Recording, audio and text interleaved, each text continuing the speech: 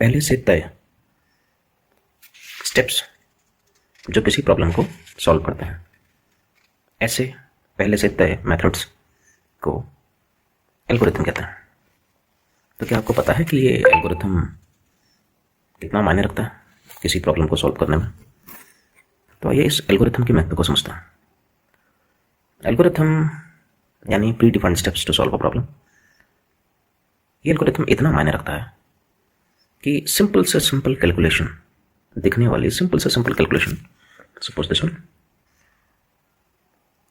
Simple से simple calculation को algorithm की वजह से, डिफरेंट एल्गोरिथम की वजह से, सेम प्रॉब्लम को सॉल्व करने के डिफरेंट एल्गोरिथम की वजह से उसके सॉल्यूशंस और उसके आंसर्स और उसके रिजल्ट्स में फ़र्क पैदा कर सकता है। आइए इस बात को एक एग्जांपल से समझने की कोशिश करते हैं कि ये एल्गोरिथम क्या है और इस एल्गोरिथम का संबंध हमारे आजकल के कैलकुलेटिंग डिवाइसेस से इनका क्या लेना देना है।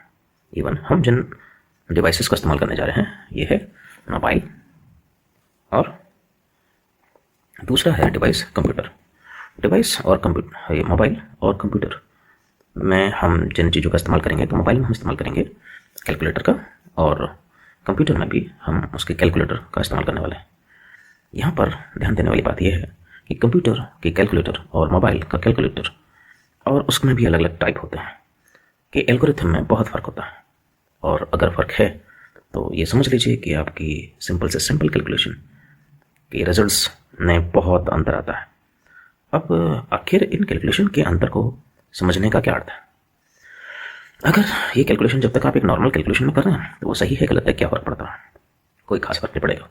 पर अगर वो कैलकुलेशन आप मॉनेटरी टर्म्स में कर रहे हैं, मीन्स पैसों के टर्म्स में कर रहे हैं, यानी कि आप कोई लेन देन कर रहे हैं जिसमें आप पैसों का लेन देन कर रहे हैं और उसमें उन पैसों की कैलकुलेशन के लिए आप इन दो अलग अलग डिवाइसेस का इस्तेमाल कर रहे हैं। इवन हमारे पास जो नॉर्मल कैलकुलेटर बाजार में मिलते हैं वो भी, उनमें भी एक एल्गोरिथम होता है।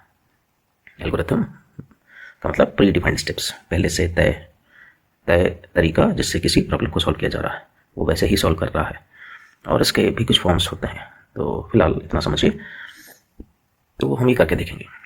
और अगर आप इसे यहाँ फर्क पड़ता है पैसों के टर्म में कर रहे हैं तो आप नॉर्मल इंसान छोटी मोटी परचेजिंग करता है तो उसमें 1 रुपया 2 रुपया 50 पैसे ऐसे बचाने की भी कोशिश करता है और शायद 1 महीने में वो थोड़ा बहुत बचा लेता है।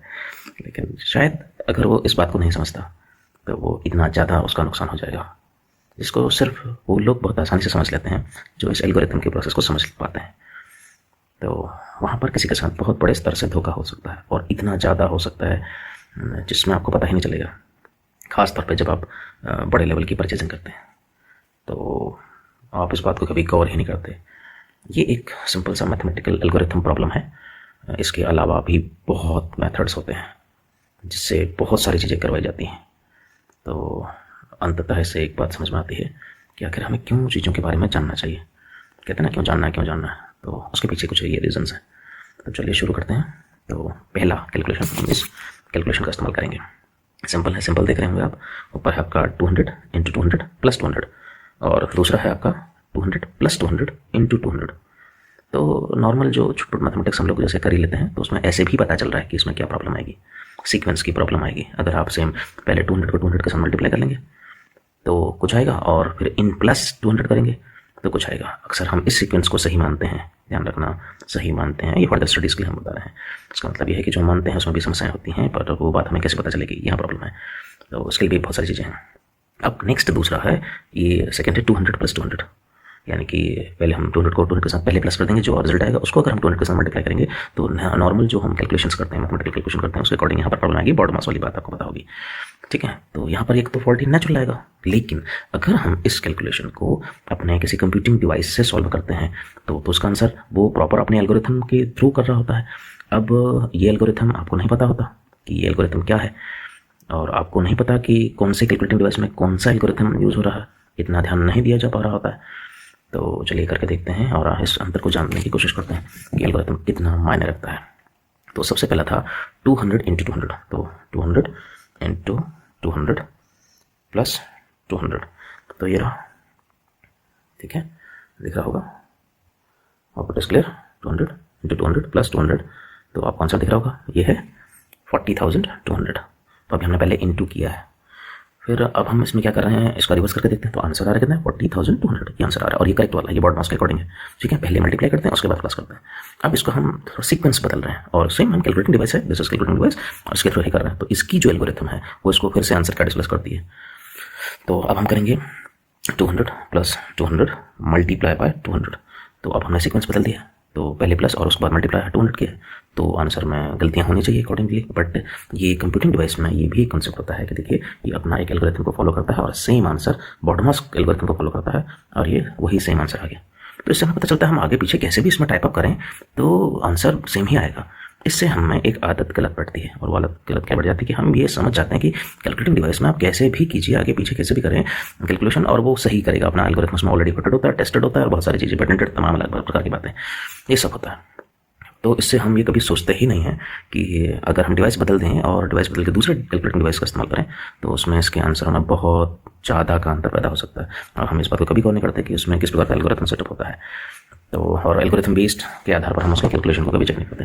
तो ये था, सबसे पहले ये था हमारे पास मोबाइल के थ्रू हमने किया था। अब हम इसी को करने वाले हैं कंप्यूटर में, जो हमारे पास कैलकुलेटर है उसके थ्रू हम इस बात को करने वाले हैं। तो सेम सबसे पहले हम, चलिए अब हम आपको दिखाते हैं। ओके, तो ये रहा। अब हम इसमें सॉल्व करने की कोशिश करते हैं सेम कैलकुलेशन को।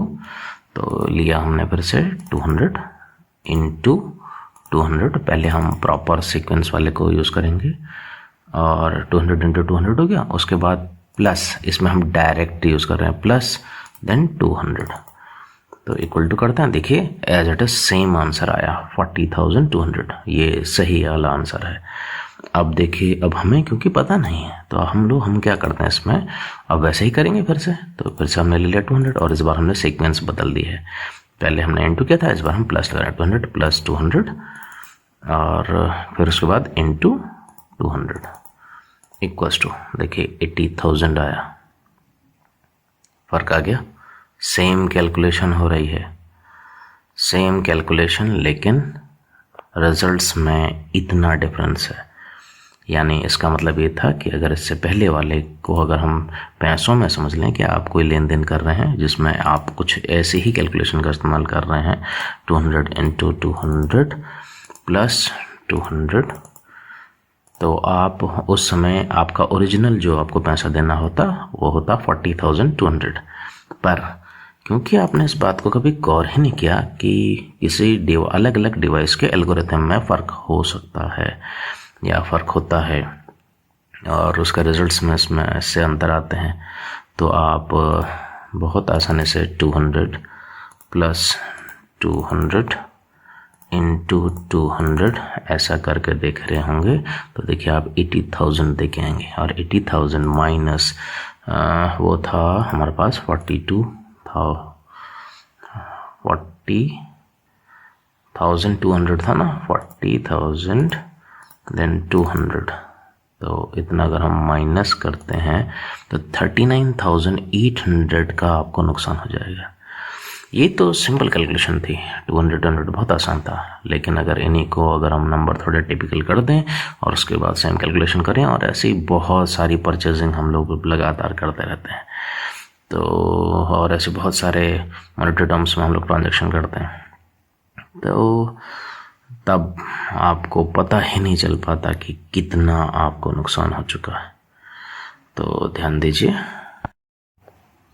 तो आपको इस बारे में ध्यान देना है कि what's the algorithm behind that particular thing, और हमेशा आपको छोटी छोटी कैलकुलेशन का सीक्वेंस का भी ध्यान रखना है। सीक्वेंस के बाद आप कौन से डिवाइस में उसको कर रहे हैं, इन चीज़ों का भी आपने ध्यान रखना है, ठीक है। और स्पेशली शॉपिंग मॉल्स होते हैं, वहाँ पर भी हम इस प्रकार का फटाफट बहुत सारी चीज़ें परचेजिंग करते हैं, लेते हैं, लेन देन करते रहते हैं, तो वहाँ पर इतनी तेज़ी के साथ कैलकुलेशन हो रही होती है जिसके बारे में शायद हम लोग इतना कैलकुलेट करने का समय इतना हम लोग के पास नहीं होता है।